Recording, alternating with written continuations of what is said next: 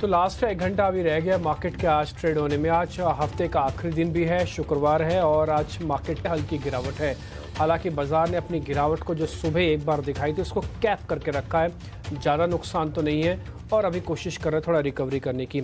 अगले 1 घंटे के लिए प्रियंका और अभिषेक मेरे साथ रहेंगे, मेहमानों को अपने साथ कनेक्ट करेंगे और हम कोशिश करेंगे कि आपका ये पूरा हफ्ता जो भी आपने इस समय ट्रेड किया है उसमें से ज़्यादा शेयर्स के बारे में डिस्कस करें ताकि पता लग पाए कि किसको लेके जाना है, किसको छोड़ना है। ज़्यादा शेयर लीजिएगा नहीं, जो है उसको अच्छे से संभालिए। अभी मार्केट का यही रिदम है। अगर आप 12 बजे तक का बाजार देख रहे हैं और 12 बजे के बाद देख रहे हैं तो 12 बजे थोड़ी थोड़ी फील गुड्स आपको आ रहा होगा कि बाजार ने अपने लोस को वापस टेस्ट नहीं किया। ध्यान रखा जाए, ये सारे के सारे रेजिस्टेंस और स्टॉप लॉसेस के एरियाज़ हैं। अगर आपको चर्निंग करनी आती है, समझते हैं उसको, या कॉल राइटिंग करना आती है तो आपके लिए गोल्डन डेज चल रहे हैं और आप तो भगवान से यही प्रार्थना कीजिए कि चर्निंग ख़त्म ही ना हो। लेकिन जो लोग सीधा सीधा ट्रेड करते हैं, सीधा बेचते हैं, सीधा खरीदते हैं, उनके लिए इससे बुरा समय नहीं हो सकता क्योंकि आपको इंडाइसिस में तो कुछ मिल ही नहीं रहा। 5 बड़ी बातें आपकी स्क्रीन पर आ जाएंगी। पूरा मार्केट का लेखा जोखा इन 5 बातों में हमने लिखा है। फिर हम मेहमानों को अपने साथ कनेक्ट करेंगे। 19,500 के नीचे आके ट्रेड कर रहे हैं और ये बहुत इंपॉर्टेंट है। हालांकि 19,500 और 19,300 ये पूरा एरिया कई बार बाय जोन में भी कन्वर्ट होगा, लेकिन अभी तो नहीं है। दूसरी बात, 44,800 को छोड़ने के बाद अब हम फिर से 44,500 के भी नीचे आके ट्रेड कर रहे हैं। ध्यान देने वाली बात इस बैंक निफ्टी पे है, अगर हमने 44,300 को भी ब्रेक कर दिया तो फिर ज़्यादा प्रॉब्लम हो सकती है। अभी तक तो नहीं है। मेटल्स, फार्मा 2-3 दिन से चल रहे थे, ये तो कमज़ोरी दिखा रहे हैं क्योंकि प्रॉफिट बुकिंग करवा रहे हैं, लेकिन एक स्ट्रक्चरली कमज़ोर हो रहा है आरबीआई की पॉलिसी से पहले और बाद में भी, वो है एफएमसीजी। सरकारी बैंकों का खेमा आज तेज़ है लेकिन वो बैंक निफ्टी को संभाल नहीं पा रहा बिकॉज ऑफ वेटेज। चुनिंदा आईटी और रियल एस्टेट के शेयरों में खरीदारी है। आईटी के अंदर वो स्पार्क नहीं आ पा रहा जो सुबह मिला, उसमें भी थोड़ा वो डलनेस आ गई है। अदरवाइज नहीं तो फिर आज इंडेक्स अच्छे से मैनेज हो जाता। इसके अलावा यूरोप के बाजार करीब 1% नीचे, डाउ फ्यूचर्स इस समय फ्लैट है। ये देखना इसलिए ज़रूरी है ताकि आपको थोड़ा आइडिया लग पाए। नीचे हमने इंडिया विक्स भी डाला है जो कि 11:30 के आसपास चल रहा है और हम कई बार आपके सामने कह चुके हैं कि या तो 10:30 का विक्स लाओ या तो 13:30 का विक्स लाओ, तभी कुछ होगा, नहीं तो इस चर्निंग का मज़ा लीजिए और आगे बढ़ते रहिए। अभिषेक। देखिए डिम्पी, जैसा कि कह रहे हैं कि दायरा सीमित है, लेकिन अच्छी चीज़ ये है कि जो 12 बजे के आसपास के जो निचले स्तर से उसको बाजार ने टेस्ट नहीं किया। लेकिन निफ्टी बैंक से सपोर्ट बिल्कुल गायब है, वहाँ से सपोर्ट नहीं मिल रहा है। वेटेज वाला जो मसला है वो आप देखिए कितना वो हावी होता है कि आज छोटे मझोले जो बैंक है वहाँ पर आपको फुलझड़ियाँ फूटते हुए दिखाई देंगी। अगर हम उन स्टॉक्स की बात करें, इंडियन ओवरसीज़ बैंक 12% ऊपर है, सेंट्रल बैंक में 8% की तेज़ी, जम्मू कश्मीर बैंक में 6-6.5%, धनलक्ष्मी बैंक, यूको बैंक, ये सारे के सारे बैंक 6 से 12% तक बजिंग है। कल हमने प्रेशर देखा था क्रेडिट पॉलिसी के बाद और कल शाम को अविश्वास प्रस्ताव पर चर्चा के दौरान पीएम मोदी ने जो सरकारी बैंकों को लेकर बातें कही, उसने भी कहीं न कहीं बाजारों में और इन शेयरों में मिड कैप बैंकों के जान फूंकने का काम किया है। लेकिन वेटेज कहानी अलग है, उसके चलते निफ्टी बैंक आज हम देख रहे हैं कि लाल निशान में कारोबार कर रहा है। चलिए बाजार की दिशा यहाँ से ज़रा समझते हैं और उसके बाद आपके लिए हम राय भी लेंगे। आज हमारे fundamental expert blue ocean strategic advisors के आशीष माहेश्वरी हमारे साथ जुड़ गए हैं और उनका साथ देने के लिए 2 और टेक्निकल एक्सपर्ट्स हैं, मितेश पांचाल डिसिप्लिन एडवाइजर्स के और राजेश पालविया हैं एक्सिस सिक्योरिटीज़ के। आप तीनों मेहमानों का बहुत शुक्रिया, स्वागत है टी9 स्वदेश पर। राजेश जी, शुरुआत आपसे करना चाहेंगे क्योंकि आज दायरे में रहा और कहने की 19,500 वाला जो स्तर है वो उसको क्रॉस करने में थोड़ी सी मुश्किल हो रही है। उसके आसपास आज हमने देखिए शुरुआत हालांकि 19,550 के आसपास देखी, लेकिन वो लेवल फिर लौट के आए नहीं, पूरे दिन भर का सत्र बीत गया। आप ये बताइए कि आखिरी घंटे के सत्र में आपको लगता है कुछ रिकवरी और यहाँ से बढ़ेगी, इंडेक्स में कोई ट्रेड लेने का मौका है या फिर किनारे बैठकर बस बाजार को देखते रहें? Good afternoon Abhishek ji, good afternoon everyone. सो अगर हम निफ्टी को देखें तो पिछले 5-6 ट्रेडिंग सेशन से एक हायर साइड पे कंटिन्यूस सप्लाई बना हुआ है मार्केट में और मार्केट में देखें तो 19,600 से लेके 19,700 ये एक मेजर सप्लाई जोन जैसा काम करते हुए दिख रहा है। लास्ट वीक भी अगर हम ऑप्शन के डेटा में देखें तो 19,600 19,700 के स्ट्राइक पे काफ़ी कॉल राइटर थे और वो लेवल को हम क्रॉस करने में कामयाब नहीं हुए थे। लेकिन आज के सेशन में अगर देखें तो 19,500 के स्ट्राइक पे भी कॉल राइटर्स ने अपनी पोजीशंस आज ऐड करते हुए दिख रहे हैं। तो ये एक अब जो दायरा है वो थोड़ा नीचे खिसकते हुए दिख रहा है सप्लाई जोन का 19,500 से 19,600 ये रेंज में मार्केट जब भी अटेम्प्ट करेगा एक यहाँ पे सप्लाई जरूर बनता हुआ रहेगा। मेजर शॉर्ट कवरिंग जो मूव बनना है निफ्टी का वो अब 19,620 बनेगा। जब तक वो लेवल क्रॉस नहीं होंगे छोटे मोटे पुल बैक में वापस निफ्टी पे एटलीस्ट सप्लाई रहेगा। लेकिन stock specific mid cap small cap space में और काफी सेक्टर स्पेसिफिक बाइंग इंटरेस्ट बिल्कुल यहाँ पे इंटैक्ट है। तो एज सच मार्केट का मूड अभी भी बाइंग साइड पे ही है। इंडेक्स में जरूर यहाँ पे एक दबाव देखने को मिल रहा है। हमें लगता है 19,400 ये एक इंपॉर्टेंट लेवल है अभी जहाँ पे पुट राइटर्स अपनी पोजीशन बनाते हुए दिख रहे हैं। 19,400 19,300 ये इंपॉर्टेंट सपोर्ट रहेंगे डिप्स में। तो हमें लगता है थोड़ा कुछ समय के लिए इंडेक्स का कंसोलिडेशन रहेगा, लेकिन स्टॉक स्पेसिफिक फोकस करना चाहिए जहां पे काफी अच्छे मोमेंटम और काफी अच्छी बाइंग इंटरेस्ट बने हुए। तो इंडेक्स को छोड़ के हम स्टॉक्स पे ज्यादा अभी फोकस करेंगे। ठीक है, और राइट, तो स्टॉक्स पे तो फोकस करना पड़ेगा, इंडेक्स दबाव में दिख रहा है। अब ऐसे में स्टॉक्स कौन से हैं जो फोकस करें? पीएसयू बैंक्स वापस आए हैं राजेश, क्या वहां पर नजर होगी या ब्रॉडर मार्केट में जो एक्शन बना हुआ है वहीं पर अभी भी एक्शन जारी रहेगा? तो बिल्कुल आज पीएसयू बैंक्स में काफी अच्छा मोमेंटम बना है। छोटे पीएसयू बैंक भी काफी अच्छे आज मोमेंटम में दिख रहे हैं। हमें लगता है पीएसयू बैंक में अगर यहाँ पे अपॉर्चुनिटी देखनी है तो बैंक ऑफ इंडिया यहाँ से काफी अट्रैक्टिव लग रहा है। स्टॉक में अगर हम देखें तो ऑन ए वर्ज ऑफ एक ब्रेकआउट लेवल के आसपास ही ट्रेड करते हुए दिख रहा है। एक मल्टीपल सप्लाई जोन है स्टॉक के लिए 88 89 का लेवल। यहाँ पे जिस तरीके के फॉर्मेशन बने हमें लगता है 89 का लेवल अगर ये क्लोजिंग बेसिस पे क्रॉस करेगा तो बैंक ऑफ इंडिया में एक अच्छा मोमेंटम बनते हुए दिख सकता है और जो कि स्टॉक को फिर 98 से 105 की तरफ भी लेके जा सकता है। तो पीएसयू बैंक में हमें लगता है कि बैंक ऑफ इंडिया पे देखा जा सकता है। कैनरा बैंक भी काफी अट्रैक्टिव लग रहा है। पिछले 2-3 ट्रेडिंग सेशन से देखें तो 330 से लेकर 340 की रेंज में ये कंसोलिडेट करते हुए दिख रहा है। तो यहाँ पे भी एक बाइंग इंटरेस्ट बना हुआ है। स्टॉप लॉस यहाँ से काफी नजदीकी है करंट लेवल से। 327 के आसपास के स्टॉप लॉस रखेंगे और हमें लगता है 340 जिसके लिए जो सप्लाई जोन है जैसे ये क्रॉस होगा यहाँ पे भी एक अच्छा मोमेंटम बनते हुए दिख सकता है। तो पीएसयू बैंक में हमें लगता है 2 बैंकों पे अभी फोकस किया जा सकता है। बाकी दूसरे सेक्टर्स में और बाकी दूसरे स्टॉक्स पे काफी आइडियाज है, वहां पे भी हमारा फोकस है।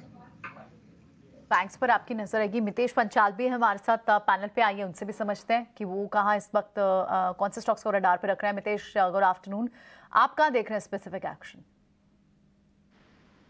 Good afternoon Priyanka ji, good afternoon panelist. Basically मुझे ये लग रहा है कि मिड कैप स्टॉक्स के अंदर एक बहुत ही स्ट्रॉन्ग अपमूव दिखाई देगा अगले 1 से 3 महीने में, क्योंकि जब मार्केट चॉपी होता है तो सेक्टर स्पेसिफिक स्टॉक स्पेसिफिक ही बेट्स लेना चाहिए।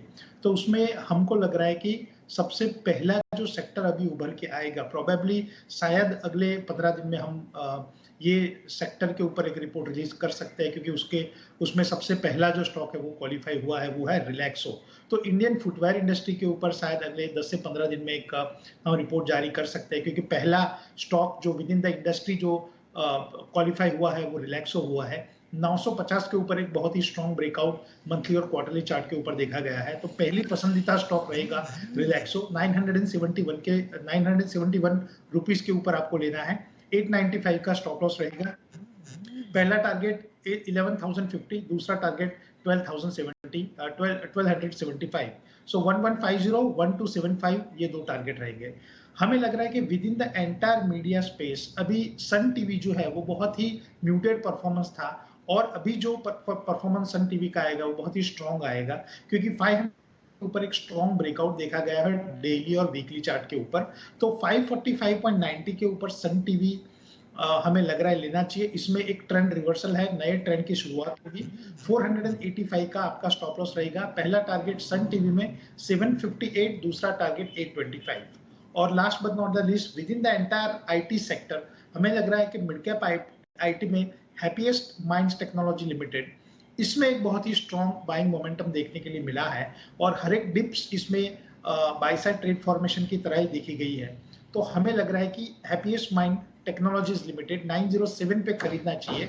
780 के स्टॉप लॉस से आपका पहला टारगेट रहेगा 1150, दूसरा टारगेट रहेगा 1285। फाइन। सन टीवी आपने बताया, आज सन टीवी में मोमेंटम इस वजह से भी है क्योंकि वो जो मूवीज़ रिलीज़ हुई हैं और पीवीआर और इस स्टॉक पर भी एक मूव की बात की जा रही है जिस वजह से। और तीसरा स्टॉक रिलैक्सो फुटवेयर, कैंपस के भी अच्छे नंबर्स आए और मिर्ज़ा से तो आज रेड टेप डीलिस्ट हुआ, तो ये फुटवेयर स्पेस में भी कुछ एक्शन अच्छा दिख रहा है। रिलैक्सो फुटवेयर आपकी यहाँ पिक रहेगी। आशीष महेश्वरी अब हमारे साथ बाजार पर एक फंडामेंटल नजरिया देने के लिए बने हुए। आशीष, गुड आफ्टरनून। आज जिस तरह की चाल आपको आईटी कंपनी दिखा रही है और स्पेशली जो HCL टेक की एक जो लार्ज ऑर्डर विन डील है उससे कई सारी फर्म से भी पॉजिटिव रिमार्क्स आए हैं, क्योंकि कहीं ना कहीं जो बड़ी आईटी कंपनीज थी, आईटी कंपनीज भी इन स्पेसिफिक, इनफैक्ट उनके लिए ये आर्ग्यूमेंट तो, ये ऑब्जर्वेशन तो थी कि बिगर और बिग डील्स जो है वो कितना सिक्योर कर पाती हैं कंपनी, जिस तरह का स्लो डाउन दिख रहा है। इस डील के बाद पूरा मोमेंटम कैचअप होता हुआ ट्रेड में पूरे स्पेस में दिखाई दे रहा है। आप इस वक्त क्या व्यू बना रहे हैं आईटी स्पेस पर? जी बिल्कुल, मैं आपकी बात से सहमत हूँ कि जब भी कोई ऐसा ट्रिगर आएगा कि कोई बड़ा डील का अनाउंसमेंट रिलेटेड कोई डेवलपमेंट आते हैं या कोई M&A ट्रांजेक्शन होता है, तो हमेशा से आईटी स्टॉक में यही ट्रिगर का काम करता है। और जो HCL टेक का जो अनाउंसमेंट है तो बिल्कुल स्टॉक के लिए ट्रिगर का काम किया है। और हमने देखा भी है कि लास्ट क्वार्टर में जो नतीजे आए थे उम्मीद के अनुकूल नहीं थे, पर उसके बावजूद भी स्टॉक में हमने कंटिन्यूस एक्यूमुलेशन देखा है कि एक थोड़ी पॉजिटिविटी है मैनेजमेंट की बॉडी लैंग्वेज में, उनके कम्युनिकेशन में। तो जो टेक महिंद्रा में हुआ वैसे ही HCL टेक में रहा। तो मेरा सलाह रहेगी कि बिल्कुल यहाँ पर जो यहाँ पे निश कंपनियां हैं और जहाँ पे बड़ी डील विन आ रही हैं, तो वहाँ नजर रखनी चाहिए। यहाँ पे जो मेरी पिक रहेंगी, उसके अलावा HCL टेक का तो अच्छा परफॉर्मेंस है, इसके अलावा कोफोर्ज और परसिस्टेंट ये भी एक कंसिस्टेंटली परफॉर्म करते रहे और यहाँ से भी मुझे अप्रिशिएशन नजर आता है। तो ये 2-3 स्टॉक पे नजर बिल्कुल रखी जा सकती है। ठीक है, आशीष सर ने आपको ऑलरेडी आईटी के कुछ एक बेहतरीन कंपनीज बता दिए, उसमें मिड कैप कैटेगरी की कंपनीज को भी शामिल किया है, ये अच्छी बात है। ऑप्शंस के कुछ एक ट्रेड हैं, साथ ही राजेश सर की ट्रेडिंग कॉल्स हैं, वो भी बकाया हैं। एक काम करते हैं राजेश सर, पहले आप अपनी जरा ट्रेडिंग कॉल्स दे दीजिए, फिर ऑप्शंस का सौदा पता करेंगे ऑप्शंस की चैंपियन से। तो डिम्पी जी, पहला स्टॉक जो हमें अट्रैक्टिव लग रहा है वो है एक्साइड इंडस्ट्री। ये स्टॉक में देखें तो एक कंसिस्टेंट बाइंग इंटरेस्ट यहाँ पे देखने को मिला। स्टॉक में series of higher top higher bottom formation है और ये ऑलमोस्ट 6 महीने का एक अप ट्रेंड यहाँ पे बनते हुए दिखा है। अगर मंथली चार्ट भी देखेंगे तो ये 6th कंसेक्यूटिव मंथ है जहाँ पे stock higher high low formation बना रहा है। तो काफी strong buying interest Exide industry में यहाँ पे पिछले 5-6 महीनों से देखने को मिला है। जिस तरीके से डेटा सेटअप बने हुए नियर टर्म चार्ट पे और जो डेरिवेटिव डेटा इंडिकेट कर रहे हैं, हमें लगता है 285 की तरफ बढ़ते हुए दिखेगा। यहाँ पे स्टॉप लॉस रखना है 263 के आसपास। जो दूसरा स्टॉक यहाँ पे हमें अट्रैक्टिव लग रहा है वो है टाइटन का। एक करेक्टिव मूव के बाद स्टॉक में अगर हम डेली सेटअप पे देखें तो स्टॉक ने अपने 50 डे 20 डे मूविंग एवरेज के ऊपर अब वापस से सस्टेन करते हुए दिख रहा है। स्टॉक में एक फॉलिंग ट्रेंड लाइन का ब्रेकआउट, फॉलिंग चैनल का रादर ब्रेकआउट यहाँ पे डेली चार्ट पे आते हुए दिखा है। तो कहीं ना कहीं एक ट्रेंड रिवर्सल, वापस से जो एक करेक्शन था वो कहीं ना कहीं ओवर होते हुए दिख रहा है, एक रिवर्सल के साइन बनते हुए दिख रहे हैं। टाइटन हमें लगता है यहाँ से एक अच्छा पुल बैक कंटिन्यू करेगा टुवर्ड्स 3115 की तरफ। स्टॉप लॉस रखना होगा 3010 का। और तीसरा स्टॉक है भारत फोर्ज। रिजल्ट्स के बाद स्टॉक में देखें तो एक अच्छा मोमेंटम यहाँ पे बनते हुए दिखा है और आज के सेशन में भी इस तरीके के वॉलेटाइल मार्केट में भी देखें तो एक सस्टेन्ड बाइंग यहाँ पे बनते हुए दिख रही है। जिस तरीके के ओवरऑल स्ट्रक्चर बने भारत फोर्ज के, हमें लगता है कि यहाँ पे मोमेंटम फर्दर एक्सटेंड होगा। 1010 तक के टारगेट हम प्रोजेक्ट कर रहे हैं। स्टॉप लॉस रखेंगे करीब 958 का। ठीक है, भारत फोर्ज और टाइटन आज हम देख रहे हैं कि इंडेक्स के जो टॉप गेनर्स उसमें टाइटन भी शामिल हैं। 1.5% के आसपास की तेजी है। लेकिन इन खूबसूरत शेयर्स के साथ साथ पालवे जी, आपकी जो शर्ट है ना आज बड़ी अच्छी लग रही है और पूरा का पूरा जो बैकड्रॉप है ना उससे मैच कर रहा है। जो कलर उसमें है, गुलाबी कलर सफ़ेद कलर, उसका कॉम्बिनेशन बड़ा अच्छा लग रहा है। तो बढ़िया शेयर और ये अच्छे मूवमेंट के साथ ये शेयर चलते हुए शेयर देना है अपने आप में थोड़ी हिम्मत को भी दाद देनी पड़ेगी। यहाँ से भी ट्रेडिंग के मौके इसमें बन रहे हैं। लेकिन ये तो ट्रेड वाले शेयर हुए। लेकिन अगर आपको ट्रेड ही करना है लेकिन ऑप्शंस के थ्रू करना है, थोड़ा सा कम जोखिम लेकर कम पैसे इंतजाम है, और अब लेकर आएंगे ऑप्शंस के चैंपियन।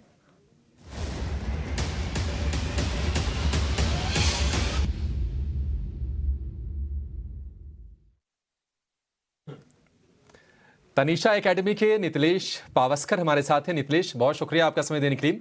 बताइए क्या लेकर जाना है, क्या ट्रेड करें? जी अभिषेक, अगर हम लोग देखेंगे तो दीपक नाइट्रेट के चार्ट के ऊपर आवधि में कंसोलिडेशन है और वहां पे लग रहा है कि यहाँ से एक मोमेंटम देखने को मिल सकता है। तो दीपक नाइट्रेट में 21 का कॉल ऑप्शन है, उसको प्लस करना है। 59 से लेकर 60 चल रहा है। स्टॉप लॉस हमारा 40 रुपीज का होगा और पहला टारगेट होगा 90 रुपीज का। अगर ये काउंटर ये जो कॉल ऑप्शन है वो 68 रुपीज के ऊपर ट्रेड करता है तो स्टॉप लॉस हमें कॉस्ट के आसपास लेके चलना है। मुझे लग रहा है कि इस काउंटर में आने वाले समय में मतलब मंडे तक एक मोमेंटम ऊपर की साइड में देखने को मिल सकता है। दीपक नाइट्राइट 2100 वाली कॉल खरीदनी है, 2100 की स्ट्राइक प्राइस की, 60 रुपए पर, और बहुत सिंपल है। लक्ष्य 90 रुपए, स्टॉप लॉस 40। बाजार का मूड बिल्कुल इसमें कोई परिवर्तन नहीं हो रहा। 19,450 के आसपास, ये 450 से लेकर 500 उसके बीच में फंसा हुआ है और उसमें कुछ खास हलचल नहीं है। यहाँ तक कि जो इंडेक्स में भी सुबह के सत्र से जो शेयर है उसमें भी कुछ खास उतार चढ़ाव नहीं दिख रहे हैं। एचसीएल टेक टॉप गेनर बना हुआ है, इंडसइंड बैंक टॉप लूजर बना हुआ है। लेकिन इंडेक्स के बाहर अगर हम बात करें तो कुछ स्टॉक्स में बहुत ही ज़बरदस्त तेजी है। राजेश जी, आपसे जरा व्यू लेंगे, BHEL पर जरा राय दीजिए, क्योंकि 100 रुपये का इंतजार कराते कराते काफ़ी समय लगाया। उसके बाद जब ये शेयर पार कर गया है, अब 103-4 रुपये के आसपास का भाव है। आज भी अच्छी तेज़ी है, 1 लाख करोड़ रुपए के आसपास की इनकी ऑर्डर बुक है ही, तो फंडामेंटली कोई दिक्कत नहीं है, कंपनी तो सॉलिड है ही। लेकिन कितने मूवमेंट की गुंजाइश है, कितना और चलेगा शेयर अभी? बिल्कुल अभिषेक जी, मेरे नज़र भेल पे ही थी और ये स्टॉक भी पॉइंट आउट किया हुआ था ऑलरेडी यहाँ पे। अब मुझे लगता है बिल्कुल जिस तरीके से यहाँ पे स्टॉक में स्ट्रेंथ यहाँ पे पिछले कुछ हफ्तों से देखने को मिली है और ये स्टॉक अब 100 रुपीज़ के ऊपर कंफर्टेबली सस्टेन होते हुए दिख रहा है। स्टॉक में अगर हम फॉर्मेशन देखें daily, weekly, monthly time frame पे, तो यहाँ पे एक अच्छे ब्रेकआउट, एक सप्लाई जोन का ऑलरेडी यहाँ पे ब्रेकआउट करते हुए दिख रहा है स्टॉक वीकली और मंथली चार्ट पे। हमें लग रहा है कि ट्रेडिंग पॉइंट ऑफ व्यू से तो 108, 110 तक की अपसाइड यहाँ पे शॉर्ट टर्म में आते हुए दिखेगी, तो जिनके पास पोजीशन है बने रहना चाहिए। लेकिन जिस तरीके से इसके लॉन्ग टर्म चार्ट अब यहाँ पे बनते हुए दिख रहे हैं, हमें लग रहा है कि ये लॉन्ग टर्म बेसिस पे भी ये स्टॉक एक अच्छा मोमेंटम फर्दर एक्सटेंड करते हुए दिखेगा पोजिशनली। पोजिशनली अगर किसी को होल्ड रखना है ये स्टॉक को, तो हमें लग रहा है 125, 130 तक की अपसाइड भी यहाँ पे आते हुए दिख सकती है। तो ये stock trading point of view से एज वेल एज पोजिशनली भी हमें अट्रैक्टिव लग रहा है। तो ये स्टॉक में करंट लेवल से भी बाय किया जा सकता है। छोटा मोटा डिप में ऐड करें, 96 आपके स्टॉप लॉस होंगे पोजिशनल ट्रेड के लिए। ठीक है, BHEL को बाय ऑन डिप्स करना है आप। एक बार मिथिलेश से भी समझ लेते हैं। मिथिलेश, और कुछ और ट्रेंड रिवर्स दिख रहे हैं क्या मार्केट में? जो एक कंसोलिडेशन का फेज और हम नीचे की थोड़ी रेंज भी खुलती हुई दिखाई दे रही है, ऐसे मौके पर जितने भी power supply chain, value chain से जुड़े हुए स्टॉक्स हैं वो अच्छे चल भी रहे हैं। कुछ खास ऑब्जर्वेशन आपकी स्पेस पे? देखिए, पावर स्पेस पे एक ही स्टॉक जो हमारे रडार पर आ रहा है वो है टाटा पावर का। और अगर टाटा पावर को आप देखोगे तो कहीं ना कहीं स्टॉक ने एक इंटरमीडिएट टॉप बनाया है 245 के ऊपर, और वहां से स्टॉक हिल नहीं रहा है क्योंकि मल्टीपल रेजिस्टेंस है वहां पे। We are of the view के बहुत जल्द ये 245 कपल्ड विद 251, ये दोनों रेजिस्टेंसेस क्रॉस होंगे और अल्टीमेटली अगले 10 से 15 दिन में स्टॉक जो है वो 288 से लेके 300 की रेंज में आएगा। तो विद इन दिस स्पेस हम लोग buy on dips Tata powers के ऊपर रिकमेंड कर रहे हैं as of now. Tata power बिल्कुल, इनफैक्ट पावर स्टॉक्स में तो अच्छी मूव है, और इनफैक्ट ये पिछले कई हफ्तों से जिस तरह की मूव बनी हुई है पावर स्टॉक्स में। आज एक बार कुछ दूसरे स्टॉक्स की भी बात करते हैं। अपोलो हॉस्पिटल के भी नंबर्स आए, हालांकि नंबर्स बहुत अच्छे नहीं थे, लेकिन क्योंकि इतना बड़ा इतने दिनों से स्लगिशनेस मूव थी इस स्टॉक में, और जिस तरह के नंबर्स दूसरे हॉस्पिटल स्टॉक्स के आ रहे थे, कल मेडांटा के अच्छे नंबर्स आए। हालांकि अपोलो का भी प्रॉफिट तो घटा है और स्टॉक आप देखें तो फ्लैट ट्रेड कर रहा है, यानी इन नंबर्स पर आज रिएक्ट नहीं करा, पहले ही ऑलरेडी रिएक्शन आ गया था। राजेश, क्या मेजर ऑफ द मूव्स हो चुकी हैं क्या डाउनसाइड की मूव अपोलो हॉस्पिटल में? क्या ट्रेंड रिवर्सल दिख रहा है अभी? 3 महीने में आप देखें सिर्फ 7% चला है स्टॉक। देखिए, नंबर के बाद स्टॉक में एक रिएक्शन जरूर देखने को मिला है और अच्छे वॉल्यूम भी यहाँ पे कैश और F&O दोनों सेगमेंट में बनते हुए दिखे हैं पोस्ट नंबर। स्टॉक ऑलरेडी एक करेक्शन यहाँ पे दिखा चुका है और हमें लगता है जिस तरीके से इसकी पोजीशनिंग है short to medium term chart के हिसाब से ऑलमोस्ट ये अपने एक इम्पॉर्टेंट सपोर्ट एरिया के आसपास ही ट्रेड करते हुए दिख रहा है। 4900 इसके लिए एक इम्पॉर्टेंट सपोर्ट एरिया है जो कि ऑलमोस्ट करंट मार्केट प्राइस के आसपास ही है। हमें लगता है अगर ये 4900 के लेवल को होल्ड आउट करने में कामयाब रहेगा तो यहाँ से एक पुल बैक का ट्रेड यहाँ पे बनते हुए दिख सकता है। पुल बैक में स्टॉक में 5050 ये लेवल को क्रॉस करना काफी इंपॉर्टेंट रहेगा। अगर वो लेवल क्रॉस होते तो यहाँ पे शॉर्ट कवरिंग बनते हुए दिखेगी, देन स्टॉक में फिर 5200 5250 तक की अपसाइड भी आते हुए दिख सकती है। तो अगले एक ट्रेडिंग सेशन को और वेट करना चाहिए। 4900 के लेवल को अगर ये होल्ड आउट करता है तो यहाँ पे डेफिनेटली एक बाय का ट्रेड लिया जा सकता है, क्योंकि स्टॉक एक अच्छा क्वालिटी स्टॉक एक करेक्शन में एक अट्रैक्टिव लेवल पे अवेलेबल है।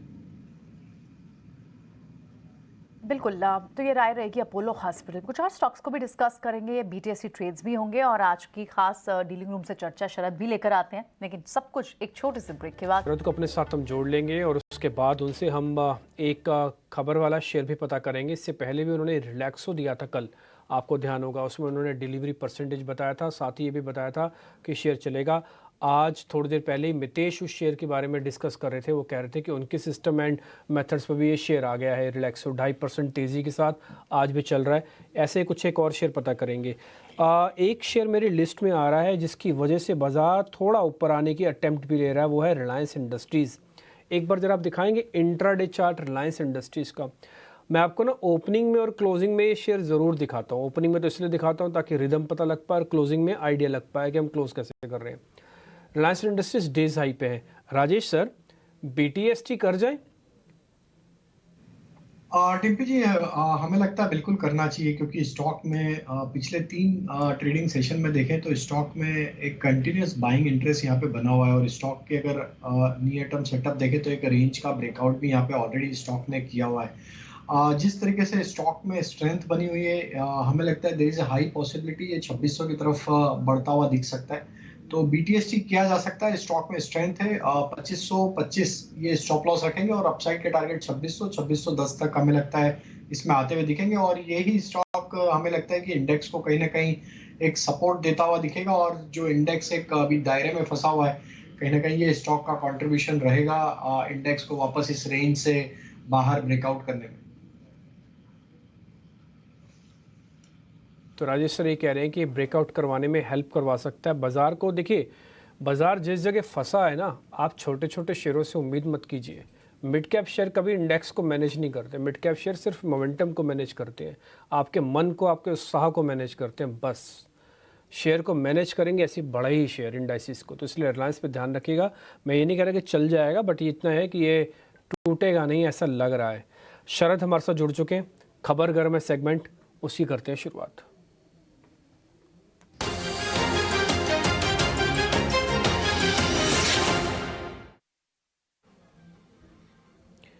शरद, आपके शेयर काफ़ी बेहतरीन होते हैं, आप क्या बताएंगे? हम ही आपको याद दिला देते हैं। कल आपने रिलैक्सो दिया था, आज 100 पॉइंट नीचे है निफ्टी, रिलैक्सो 2.5% ऊपर है। बहुत ही शानदार ट्रेड आपने हमारे लिए नोटिस करवाया। आज क्या है? जी बिल्कुल, आज जो है हमारी बातचीत डीलर्स के साथ हो रही है और बहुत इंटरेस्टिंग स्टॉक आया है क्रिसिल। यहाँ पे जो डीलर्स कह रहे हैं कि एफआई बाइंग देखने मिल रही है 2 या 3 काउंटर्स में। और इम्पॉर्टेंट बात यह है कि कंपनी ने जो इस हफ्ते बड़े बड़े दिग्गज निवेशक से भी जो है मीट की थी, और पारी वाशिंगटन करके एक एफआई है, उनके साथ भी मीट जो है इसी हफ्ते हुई है। ऑफ कोर्स अगर वॉल्यूम्स की बात करें तो यहाँ पे 10 गुना हो गई है वॉल्यूम्स, अगर 20 दिन के एवरेज के साथ हम कंपेयर करें। और इसके अलावा जो है एफआईज़ का जो स्टेक देखा जाए पूरे कंपनी में, तो वहाँ पे लगभग 7% का स्टेक आ रहा है। एफपीआई को जोड़े और एफआईज़ को जोड़े तो यहाँ पे एफआईज़ की जो इंटरेस्ट है बने जा रही है। इसके अलावा और याद रखिएगा, इस साल स्टॉक 42% ऑलरेडी ऊंचाई पे चला गया है और आज के दिन के ट्रेड में 50 डीएमए का जो टेक्निकल लेवल है उसको भी जो है वो क्रॉस किया है। और रिसेंटली अर्निंग्स भी आई थी लास्ट मंथ, तो Q2 अर्निंग्स जो होती है कैलेंडर ईयर 2023 की, ये भी एक स्ट्रॉन्ग स्ट्रेंथ ऑफ नंबर्स देखने मिला था। और इनकी जो एक पेयर है केयर रेटिंग्स, उनको भी जो है एक इम्पॉर्टेंट जो है अनाउंसमेंट आया है कि वो अब जो है rating agency sovereign rating agencies कर सकते हैं दुनिया भर के देशों के लिए। तो एक टाइप से कह सकते हैं कि एक री रेटिंग जो है आपको रेटिंग एजेंसीज में भी थोड़ी देखने मिल सकती है। और ओवरऑल एक चीज़ और बता दूं, बहुत एक इंटरेस्टिंग पॉइंट है कि भारत में जो है अभी मांग चल रही इकोनॉमिस्ट में, गवर्नमेंट में, कि एक सॉवरेन रेटिंग की अपग्रेड भी देखने मिल सकती है। तो इस थीम को ज़रूर, रेटिंग का थीम को ज़रूर आप अपने रडार में रखिएगा। ठीक है, शुक्रिया शरद। तो क्रिसिल रेटिंग से 1.5% ऊपर ये शेयर है और एफआईज की इसमें हिस्सेदारी भी 20% के आसपास की, उस पर काफ़ी बुलिश है।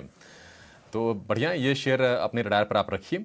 हालांकि सूत्रों के हवाले से ये रेटिंग, ये डीलिंग रूम में जो चर्चाएं होती हैं, उन चर्चाओं के आधार पर हम आपको ये शेयर्स बताते हैं। खबर गर्म है।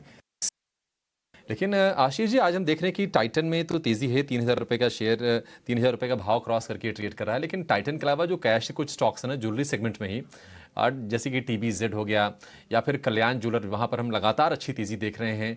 200 रुपये का आंकड़ा भी पार कर लिया है। कहीं आपको मौके दिख रहे हैं क्या ज्वेलरी वाले स्पेस में या कैश वाले स्टॉक्स में? क्या सुझाएंगे आप? मुझे लगता है कि इस सेक्टर पे भी नजर रखनी चाहिए, और रीजन ये दो बातें हैं कि सबसे पहला तो जो गोल्ड के प्राइसेस आप देखें तो काफी समय से काफी स्टेबल बने हुए हैं, जिसके कारण से ऑफटेक ज्यादा है। दूसरा, वेडिंग सीजन की शुरुआत अगले क्वार्टर में देखने को मिलेगी, तो उसके कारण से काफी इस सेक्टर में बाइंग आने की बिल्कुल उम्मीद है। तीसरा, इन सारी कंपनियों ने जो अपना रिटेल एक्सपेंशन कर लिया है, चाहे टाइटन का तनिष्क ब्रांड के थ्रू हो या कल्याण ज्वेलर्स हो, तो जितने ज्यादा रिटेल एक्सपेंशन होगा उतना उनका जो रीच है और वॉल्यूम्स में ग्रोथ देखने को मिलती है। तो मेरी सलाह रहेगी कि यहाँ पे जो दो स्टॉक हुए मुझे पसंद है। मेरा मानना है टाइटन एक बिल्कुल री रेटिंग यहाँ पे तय है। काफी समय से 2700 से 2800 की रेंज में स्टॉक रहा है, और अब कन्विंसिंगली 3000 के ऊपर निकला है। तो टाइटन पिक नंबर 1 है, और कल्याण ज्वेलर क्योंकि रीच इतना अच्छा है तो मेरा सेकंड पिक रहेगा। ठीक है, टाइटन पसंद है और टाइटन के बाद कल्याण ज्वेलर्स का शेयर भी पसंद है। आज 11-12% के मूव ये शेयर दे रहा है। लेकिन जरा अब फोकस ITC पे करेंगे, क्योंकि ITC ने जब से होटल कारोबार के डीमर्जर का ऐलान किया है, तब से हम देख रहे हैं कि ये शेयर गिरा, उसके बाद से उठ नहीं पाया कायदे से। 450 रुपए के नीचे के भाव हैं, 1% के आसपास की कमजोरी है। अब उम्मीदें हैं कि सोमवार को जब नतीजे आएंगे तो शायद वहां से कुछ उत्साह बने, लेकिन नंबर्स कैसे आएंगे, क्या उम्मीदें हैं और फोकस कहां पर होगा, ये बताने के लिए हमारी सहयोगी विनी मोतीवाला हमारे साथ जुड़ गई हैं। विनी, बताइए, टाइटन ITC क्या फोकस में रहेगा जब नंबर्स आएंगे, और क्या कमेंट्री हम होगी इस बार भी? बिल्कुल, तो ITC के टाइम के जो नंबर्स है तो वहाँ पे रेवेन्यू में थोड़ी डिक्लाइन एक्सपेक्टेड है। 2.3% की डिक्लाइन एक्सपेक्टेड है। मेनली ये एग्री बिजनेस की जो रेवेन्यू है वहाँ पे कम एक्सपेक्टेड है कि वहाँ पे रेवेन्यू कम होगी, तो उसकी वजह से मेन इम्पैक्ट आ रहा है ओवरऑल रेवेन्यूज पे भी। प्रॉफिट्स की बात करें तो प्रॉफिट्स में इंक्रीज एक्सपेक्टेड है, मार्जिन में ग्रोथ एक्सपेक्टेड है, EBITDA मार्जिन एक्सपेंशन एक्सपेक्टेड है अराउंड 500 बेसिस पॉइंट की, और EBITDA मार्जिन एक्सपेक्टेड है 37.5% पे versus 32.7% last year. Overall EBITDA की बात करें तो वहाँ पे भी ग्रोथ एक्सपेक्टेड है अराउंड 12% की। सिगरेट वॉल्यूम जहाँ पे हम लोग एकदम इंपॉर्टेंट नंबर होता है वो है 7% पे एक्सपेक्टेड है cigarette volume growth this time company की। और EBITDA मार्जिन्स में जो एक्सपेंशन है वो सपोर्ट क्यों हो रही है ये टाइम, एक्सपेंशन में भी होगी क्योंकि इंप्रूवमेंट इन मिक्स हम लोग एक्सपेक्ट कर रहे हैं, उसकी वजह से इंप्रूवमेंट इन EBITDA मार्जिन्स भी होगी। सेगमेंट वाइज की बात करें, FMCG बिजनेस में मॉडरेट ग्रोथ एक्सपेक्टेड है अराउंड 11% की। एग्री बिजनेस में एक्सपेक्टेड है कि ये टाइम डिप देखेंगे क्योंकि करेक्शन इन व्हीट प्राइसेस था, एक्सपोर्ट्स के कंसर्न्स थे, और ओवरऑल हाई बेस भी था लास्ट टाइम, तो वो ये टाइम नहीं होगा। इसकी वजह से एक्सपेक्टेड है कि एग्री बिजनेस में थोड़ी डिक्लाइन दिखेगी। होटल बिजनेस एक्सपेक्टेड है कि वो अच्छा करेगा, पर पेपर बोर्ड बिजनेस वहाँ पर डिक्लाइन एक्सपेक्टेड है। और भूलिए मत कि कंपनी ने अनाउंसमेंट कर दी थी कि वो डीमर्ज करेंगे अपने होटल बिजनेस को, वो तो वहाँ पे फर्दर डिटेल्स क्या आ रही है होटल बिजनेस के लिए, बोर्ड अप्रूव भी करने वाला था ये डीमर्जर, तो यस अप्रूवल की वेट भी होगी जो नंबर्स के साथ आने वाला है। और any further details hotel business में मिले तो ये इंपॉर्टेंट फैक्टर है वॉच आउट करने के लिए भी। ओवरऑल उसके अलावा सिगरेट वॉल्यूम के लिए और मिक्स इंप्रूवमेंट के लिए वॉच आउट करिए। FMCG का EBIT मार्जिन क्या आ रहा है, वहाँ पे डिमांड ट्रेंड्स की क्या कमेंट्री है, ये एक इंपॉर्टेंट फैक्टर है वॉच आउट करने के लिए। ठीक है, शुक्रिया विनी। तो आय 2.25% गिरने की का अनुमान है। मुनाफे में हम 14% की बढ़त होते हुए देखेंगे, ऐसा अनुमान है, और ये विनी बता रही हैं। लेकिन निश्चित तौर पर कमेंट्री काफ़ी अहम होगी, और होटल बिजनेस के डीमर्जर को लेकर आगे क्या अपडेट्स आते हैं उस पर हमारा फोकस बना रहेगा। लेकिन आशीष जी, आपसे जानना चाहेंगे, ITC होटल बिजनेस के सिर्फ डीमर्जर को लेकर अपडेट आया कि ये करेंगे डीमर्ज उसको, और शेयर जो उसके बाद जो टूटा उसके बाद उठ नहीं पाया। अच्छा, तमाम लोग अब दुविधा में है कि करना क्या है। हालांकि अभी भी अगर हम वैल्यूएशन के हिसाब से देखें तो अपने स्पेस में अपने पेयर से मुकाबले ये शेयर सस्ता है, और अब और सस्ता हो गया। 500 वाला ITC 450 का मिल रहा है। नतीजों का इंतजार कर लें, थोड़ी सफाई और क्लैरिटी आने दें, या फिर ठीक ठाक भाव पर है ITC लेने के लिए? मुझे लगता है थोड़ा सा शायद और इंतजार करना चाहिए। सबसे पहले तो ITC में हमने देखा था कि बेस्ट परफॉर्मर FMCG स्टॉक रहा था।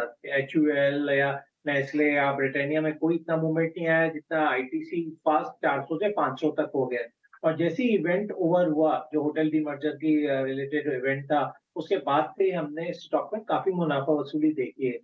तो मेरी सलाह रहेगी कि अभी थोड़ा सा और इंतजार करना चाहिए और 430 से 35 के बीच में बिल्कुल दोबारा से बाइंग के मौके ढूंढने चाहिए, क्योंकि जो नंबर्स है जो 14 अगस्त को आने वाले हैं, मेरा मानना है कि नंबर्स में कहीं कोई आपको डिसअपॉइंटमेंट देखने को नहीं मिलेगा, क्योंकि जो सिगरेट और एफएमसीजी कारोबार जो 50% उनकी टॉप लाइन को शो करता है, वो काफी अच्छा परफॉर्म ऑलरेडी कर रहा है। और एग्री सेक्टर में जो करीब 16-17% उनका रेवेन्यू आता है, वहां पर भी लास्ट क्वार्टर में हमने देखा कि जो भी एग्री प्रोडक्ट्स के प्राइसेस में भी चाहे राइस हो या व्हीट हो, वहां इजाफा हुआ है, तो डायरेक्ट उनकी बॉटम लाइन को ऐड करेगा। तो मैं बुलिश हूँ स्टॉक को लेकर, बट मेरा मानना है कि थोड़ा और इंतजार कर लेना बेटर रहेगा। ऑलराइट, आप इन लेवल्स पर भी इन्वेस्ट करने की सलाह नहीं दे रहे हैं, आप थोड़ा सा इंतजार करने की बात कह रहे हैं, ठीक है। इस बीच HAL के रिजल्ट्स आए हैं, वो आप नीचे देख भी रहे हैं। लगभग 3622 करोड़ से बढ़कर जो उनकी रेवेन्यूज फिगर्स हैं वो 3900 प्लस करोड़ रही हैं, और मुनाफे में भी आपको अच्छा जंप दिख रहा है YoY फिगर्स में। HAL और जिस तरह की स्टॉक परफॉर्मेंस दिखा भी रहा है पिछले 2 साल में, वो लगातार बड़ी ऑर्डर बुक की विजिबिलिटी आगे की तो है ही, और आपको इन नंबर्स में भी क्लियरली दिख भी रही है, ठीक है। HAL के स्टॉक पे भी एक रिएक्शन ले लेते हैं वेरी क्विकली। मितेश से पूछते हैं। इनफैक्ट मितेश, HAL एक बड़ी मूव दिखा चुके हैं, लेकिन अभी भी ये स्टॉक्स ऐसे हैं जो पोर्टफोलियो कोर पोर्टफोलियो के हिस्सा होने चाहिए, और कल तो स्पेशली जिस तरह से प्रधानमंत्री जी ने भी HAL की बात की, ये बड़े वेल्थ क्रिएटर्स रहे हैं जितने भी डिफेंस रिलेटेड स्टॉक्स हैं, क्या आगे भी इनमें वेल्थ बनती रहेगी? इनमें अब भी ट्रेंड क्या दिख रहा है? HAL जैसे स्पेसिफिकली काउंटर्स में किस तरह के ट्रेंड्स दिख रहे हैं? HAL में हमारा है कि we are of the view के अभी स्टैंड शुरू हुआ है, सो हर एक जो डिप है वो बाय साइड ट्रेड फॉर्मेशन की तरह ही यूज करनी चाहिए। आज रिजल्ट डे है, तो अगर स्टॉक आपको नीचे मिलता है 3773 के ऊपर स्टॉक अभी ट्रेड कर रहा है हालांकि, तो हमें लग रहा है कि डेफिनेटली इसमें बने रहें। बाय ऑन डिप्स की स्ट्रेटेजी के हिसाब से अगर आपके पास पोर्टफोलियो में नहीं है तो एक्यूमुलेट करें। हम 6 से 8 महीने में ये स्टॉक को 4200 से 4500 के रेंज में देख सकते हैं, तो डेफिनेटली करंट लेवल के ऊपर हमारी खरीदने की सलाह रहेगी। भी आपको मौका मिले अच्छे क्वालिटी स्टॉक्स आप एक्यूमुलेट करें, जब भी कोई एक डिप मिले तो बाय ऑन डिप्स 4200 और फिर 4500 तक के लेवल्स दिख सकते हैं HAL में जल्द ही। लेकिन ये तो बात हुई स्टॉक मार्केट की।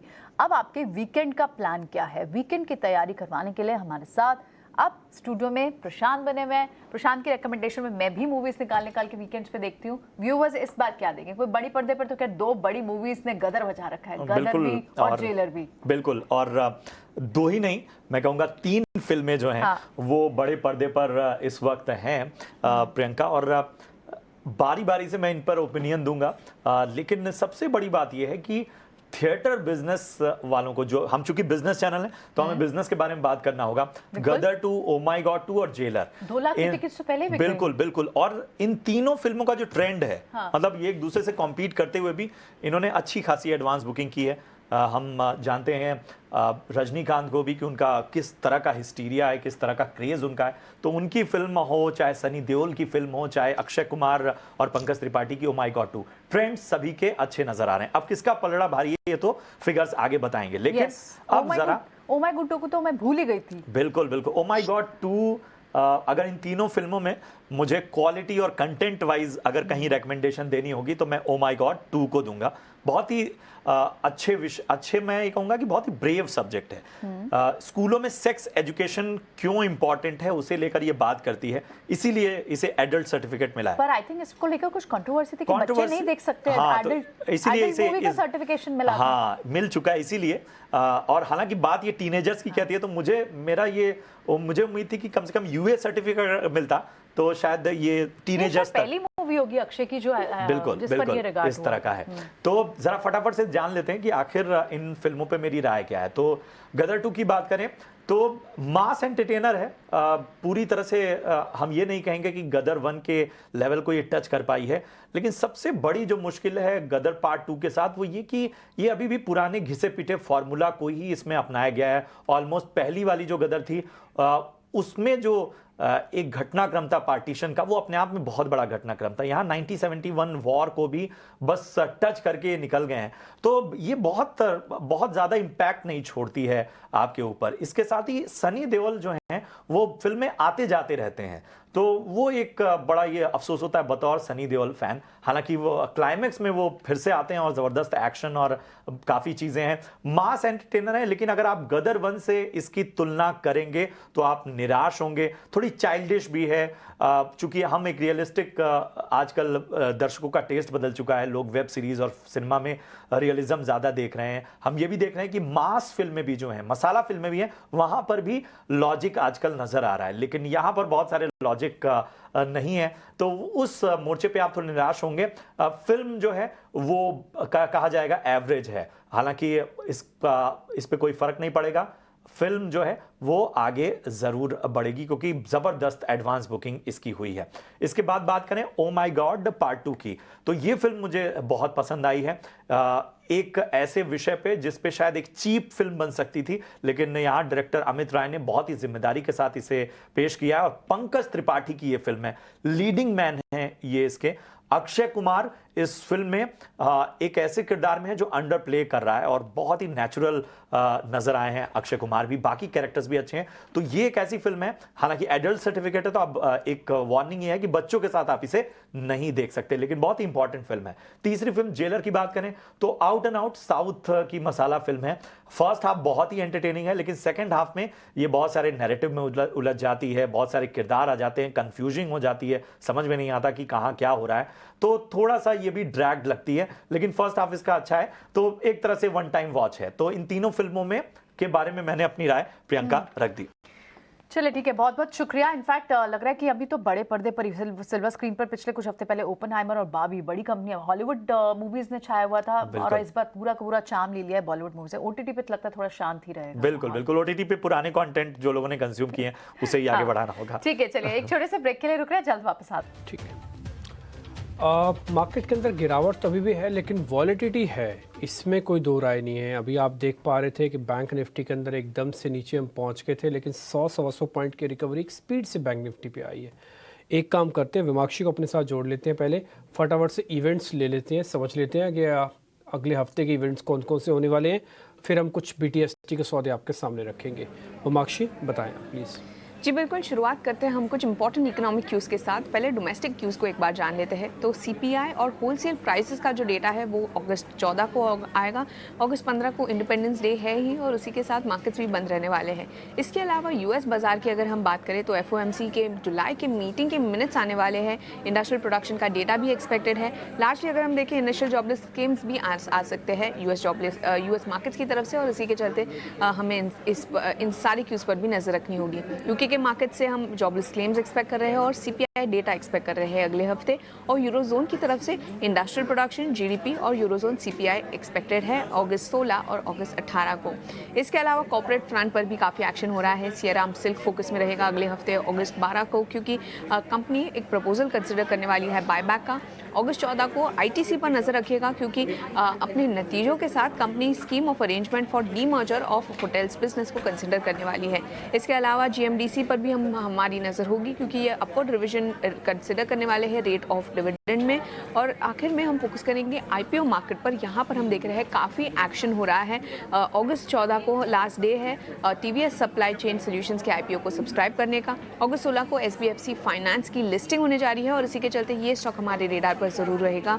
कॉन्कॉर्ड बायोटेक की लिस्टिंग अगस्त 18 को होगी, और अगस्त 18 को एक नया IPO खुलने जा रहा है सब्सक्रिप्शन के लिए, पिरामिड टेक्नोप्लास्ट IPO, तो इस पर भी हमें ज़रूर नज़र बनाए रखनी होगी। तो लार्जली ये थे सारे इंपॉर्टेंट इवेंट्स जो आपके रेडार पर होने चाहिए अगले हफ्ते के ट्रेडिंग सेशन के लिए।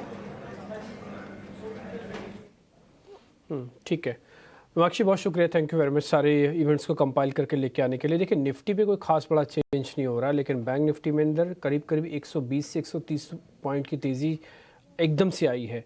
तो बैंक निफ्टी थोड़ा ज़्यादा दबा हुआ था, दबाव भी था इसमें, इसलिए बैंक निफ्टी को क्रिटिकली वॉच कीजिएगा अगले हफ्ते के लिए कम से कम। आज तो छोड़ना तो भले आप छोड़ भी सकते हैं। मितेश, आपके BTST ट्रेड अगर है तो बताइए प्लीज़। सबसे पहला BTST ट्रेड है अल्ट्राटेक सीमेंट। 8150 के ऊपर एक स्ट्रॉन्ग अपमूव आया है। 8165 अभी चल रहा है। सो 8100 के स्टॉप लॉस से लेना है BTST के लिए। कल का टारगेट रहेगा 8250 8300। और जो दूसरा स्टॉक BTST के लिए आया है रडार में, वो है short call on SBI card. 868 के ऊपर आपको शॉर्ट करना है। 878 के स्टॉप लॉस से 860 855 के दो टारगेट। सो एक लॉन्ग एक शॉर्ट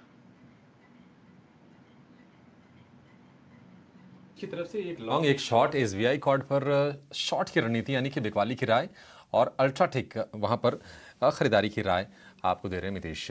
राजेश जी, आपके पास जरा आएंगे, आप जरा ना IRCTC पर नजर डालिए। ये शेयर है 2.5% मजबूत, हालांकि दिन के ऊपरी स्तरों से थोड़ा सा नीचे जरूर आए हैं, लेकिन अगर आप रेलवे के स्टॉक्स में देखेंगे तो जिस दिन IRCTC चलता है बाकी कोई शेयर नहीं चलेगा, न तो IRFC चलेगा न रेलटे चलेगा। IRFC आज तेज है 2.5% के आसपास की। कुछ आपको लगता है कि इसमें ट्रेड के मौके बन सकते हैं? देखिए, काफी समय से देखें तो स्टॉक में करेक्शन के बाद रिकवरी का यहाँ पे एक ट्रेंड बनते हुए दिख रहा है। स्टॉक अपने एक मल्टीपल सप्लाई जोन के आसपास ही स्ट्रगल करते हुए दिख रहा है। IRCTC में देखें तो 675 680 ये एक इसके लिए चैलेंजिंग लेवल है हायर साइड पे। जब तक ये स्टॉक 680 के लेवल को क्रॉस नहीं करेगा, यहाँ पे थोड़ा सप्लाई जोन बना रहेगा। 680 के बाद जरूर यहाँ पे एक अच्छा मूव एक्सटेंड होते हुए दिखेगा 720 740 की तरफ। तो करंट लेवल से देखें तो एक करेक्शन कहीं ना कहीं ओवर होते हुए दिख रहा है। स्टॉक में रिकवरी के एक साइन यहाँ पे बनते हुए दिख रहे हैं। जिनके पास पोजीशन है बने रह सकते हैं। स्टॉप लॉस यहाँ पे जो रखना होगा 648 के आसपास, और नया फ्रेश ट्रेड के लिए हम थोड़ा वेट करेंगे। फ्रेश ट्रेड हम 675 के ब्रेकआउट के बाद इनिशिएट करेंगे लॉन्ग साइड का, और फिर टारगेट होंगे हमारे 720 730 तक के। पर IRCTC से आप भी गया था, अच्छी खासी सबड्यूड मूव थी इसमें, और नंबर्स के बाद जब सॉफ्ट हुआ तो आपने देखा कि यहाँ थोड़ी वैल्यू बाइंग भी इमर्ज हुई। क्या वैल्यू बाइंग थोड़ी इमर्ज हो रही है स्टॉक्स लाइक एल्कम में भी, या फिर जील जैसे स्टॉक जहाँ कल 18% की मूव आई, आज थोड़ी सी प्रॉफिट बुकिंग है, और ये न्यूज़ तो पॉजिटिव है। फॉलो बाइंग की भी एंटिसिपेशन थी। 4-4.5% की इस गिरावट पे क्या एक्यूमुलेशन के मौके ढूंढने चाहिए मिथिलेश? डेफिनेटली करंट लेवल के ऊपर जो अभी वीकनेस आई है वो परसिस्टेंट वीकनेस नहीं है। जैसे शो की शुरुआत में बोला कि अभी जो आपका जो रुझान होना चाहिए वो स्टॉक स्पेसिफिक, सेक्टर स्पेसिफिक होना चाहिए। तो आज जैसे HL की बात करी, ये भी स्टॉक जो है उसको बायो डिप्स की तरह ही देखना चाहिए। हल्की फुल्की जो गिरावट है उसमें एक्यूमुलेशन करना चाहिए, क्योंकि हमारे हिसाब से ये वीक का क्लोज वो बहुत इंपॉर्टेंट है और इंपॉर्टेंट सपोर्ट के ऊपर आ रहा है। So we are of the view के अगले वीक, जो अभी डिम्पी जी ने बोला था, वो we are of the view के कैचअप रैली बैंक निफ्टी में होगी, और परहैप्स अगले वीक में आज जो भी गिरावट हम लोग देख रहे हैं, इवन अपोलो टायर्स में भी आप देखिए बहुत तेज गिरावट है, तो वो सब ट्रेंड रिवर्सल अगले 1 या 2 दिन में होंगे। तो डेफिनेटली करंट लेवल के ऊपर खरीदना चाहिए। ये कुछ वैसा ही है कि आप किसी को आप परेशान करें तो एक लेवल तक ही कर सकते हैं, उसके बाद वो परेशानी से या तो आपके सामने बोलेगा, नहीं तो वो उस जगह को छोड़ के चला जाएगा। ये कुछ इंडाइसिस में वैसा ही हो रहा है। आपको 6-7 दिनों से डिस्टर्ब कर रखा है एक रेंज के अंदर। अब बाजार उस जगह पर आ गया, या तो ब्रेक डाउन करेगा तो ब्रेकआउट करेगा, अब ये चर्न नहीं कराएगा। अगला हफ्ता बी प्रिपेयर रहिएगा वॉलेटिलिटी के साथ। राजेश सर, एक शेयर है मेरे पास, मैं उसको BTST भी करना चाहता हूँ, थोड़ा पोजिशनली रखूँगा भी, क्योंकि मेरे को लगता है उसकी गिरावट अब मेरे प्रॉफिट का फ़ायदा बनेगा। उस शेयर का नाम है जुबिलेंट फूडवर्क। एक बार आप उस शेयर को देखेंगे, 490 का एक स्टॉप लॉस लगा के 550 का कम से कम टारगेट, ये मैं कम से कम वर्ड जोड़ रहा हूँ, उमूमन मैं जोड़ता नहीं हूँ, 550 का टारगेट क्या रख के सौदे में BTST भी करूँ, पोजिशनली भी लेके रख लूँ? तो देखिए डिम्पी जी, पिछले 4-5 दिन की गिरावट को कहीं ना कहीं आज एक बाइंग यहाँ पे बनते हुए दिख रही है। स्टॉक अभी भी अगर हम देखें तो गिरावट के बावजूद भी ये 20 डे 50 डे मूविंग एवरेज को होल्ड आउट करने में अभी भी कामयाब रहा है। स्टॉक में अगर हम इसके लॉन्ग टर्म सेटअप देखें तो पिछले 4-5 महीनों से स्टॉक में एक लोअर साइड से एक अच्छी रिकवरी बनते हुए दिख रही है। स्टॉक में जरूर सप्लाई जोन जो इंटैक्ट है वो करीब 510 की रेंज के आसपास है। हमें लगता है risk to reward point of view से यस यहाँ से बाय किया जा सकता है। स्टॉप लॉस भी छोटा ही है। हमें लगता है यहाँ पे 478 480 के आसपास के स्टॉप लॉस रखना चाहिए। अगर ये स्टॉप लॉस नहीं टूटते तो yes there is a possibility कि ये स्टॉक में एक पुलबैक का ट्रेंड बनते हुए दिख सकता है। 510 पहला लक्ष्य वो क्रॉस होते से जो आपने टारगेट सजेस्ट की लाइक 550 वहां तक भी हमें लगता है फिर मोमेंटम आएगा, क्योंकि स्टॉक में एक 5 से 6 महीनों का कंसोलिडेशन का ब्रेकआउट यहाँ पे 510 के ऊपर होते हुए दिखेगा और फिर वो ब्रेकआउट में स्टॉक 550 560 की तरफ एक्सटेंड होते हुए दिखेगा आने वाले हफ्तों में। ठीक है, 550 से 560 की तरफ से ये शेयर जाता हुआ दिखेगा, ऐसा भरोसा है राजेश जी का। मितेश जी, समय थोड़ा सा कम बचा है, 2 शेयरों पर जरा क्विकली आप राय दीजिएगा। REC 3% ऊपर ये शेयर 52 हफ्ते के नई ऊंचाई पर ट्रेड कर रहा है, लगातार इसमें तेजी बनी हुई है। और दूसरी तरफ जी एंटरटेनमेंट, कल हमने तेजी देखी, NCLT का जो फैसला आया इनके फेवर में आया सोनी के साथ मर्जर को लेकर, आज थोड़ी सी करेक्शन है। जी को कब फिर से लेना है और REC को क्या अभी भी लेना है या फिर अब इसको रहने दे, छोड़ दें इसको अब? सबसे पहले जी की बात, कल जो एक बड़ा आपने कैंडल देखा था 290 के ऊपर, अराउंड 290 टेस्ट हुआ था, आज थोड़ा स्टॉक हल्की गिरावट के साथ है। वो इम्पोर्टेंट उसके रेजिस्टेंस के ऊपर था, 287 का रेजिस्टेंस था 6 अक्टूबर 2022 का। तो हमें लग रहा है डेफिनेटली ये जो आज या कल में जो भी करेक्शन आता हो उसमें डेफिनेटली जी को लेना चाहिए, क्योंकि ये ट्रेंड रिवर्सल है।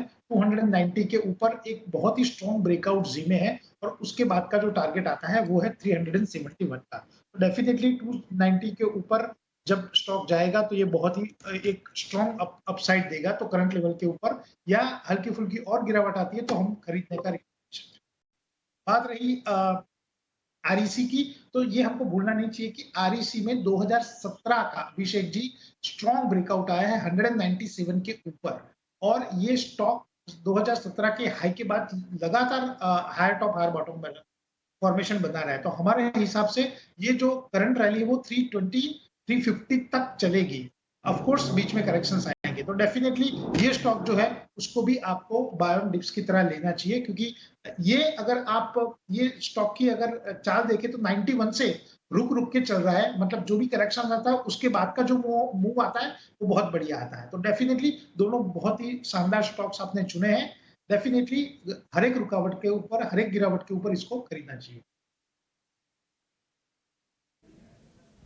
पूरे हफ्ते में आप देखें तो निफ्टी ये ड्रैगर ही रहा, लगभग आधे % की गिरावट निफ्टी पर रही। एट द सेम टाइम जिस तरह से वीक ऑन वीक हम देख रहे हैं ब्रॉडर मार्केट्स में एक्शन है, इस हफ्ते भी आपने मिड कैप और स्मॉल कैप में ही मेजर ऑफ द एक्शन देखा, दोनों ही आधा % बढ़े। और इनफैक्ट इस पूरे हफ्ते के दौरान PSU स्पेस ने सबसे ज़्यादा रिटर्न दिया, 3% से ज़्यादा। उसके बाद IT जो लगाट स्पेसेस रहे वहां पर strength as compared to other sectors है। IT और मेटल दूसरे हाईएस्ट सेकंड गेनर भी रहे। IT लगभग 1.25% की और मेटल में आपको 1% की मूव दिखी और of course followed by pharma, जहां पर एक अच्छी अंडर वैल्यूएशन से, अंडर ओनरशिप से अब निकलकर पूरा स्पेस निकल कर आ रहा है। इस पूरे हफ्ते में हमने देखा कि जिन स्पेसेस में निफ्टी के अगर गेनर्स की बात करें तो उसमें स्टॉक्स लाइक M&M भी थे, एक ही दिन में 9% भागा M&M और नंबर्स के बाद। और टेक महिंद्रा जैसे स्टॉक्स में बड़ी मूव आई।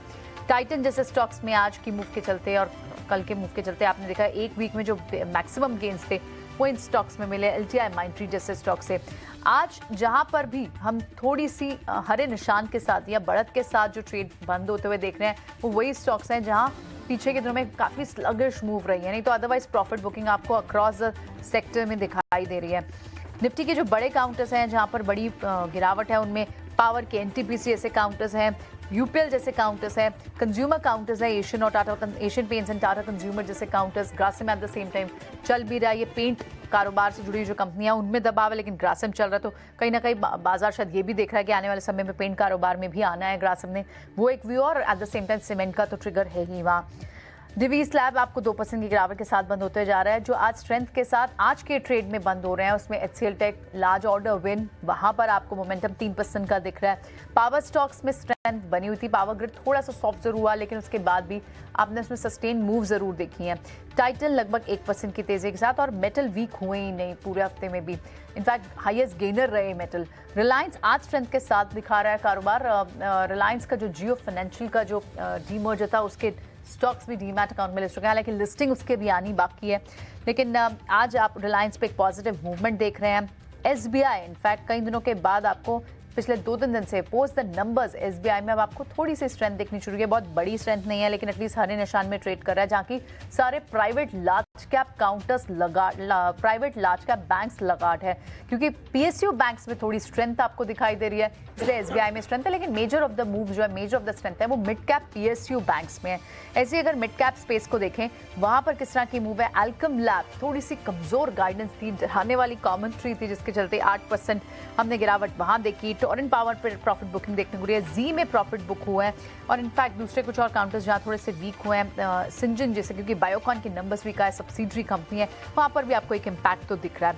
बढ़ने वाले काउंटर्स में वीबीएल जैसे काउंटर और पावर काउंटर्स में फिर से आरईसी जैसे काउंटर्स, जेएसपीएल जैसे काउंटर्स, इनमें मूव दिख रही है। पेज इंडस्ट्री जैसे काउंटर्स 2% की तेज है। इनफैक्ट जब खुला था तो थोड़ी गिरावट के साथ खुला, लेकिन कमेंट्री स्ट्रॉन्ग थी। कंपनी ने गाइड किया है कि फेस्टिवल सीजन को देखते हुए और आगे फर्दर उनको प्रीमियम सेगमेंट से उनको अच्छी ग्रोथ दिखती है। उसके बाद हमने देखा कि स्टॉक में भी मूव आई।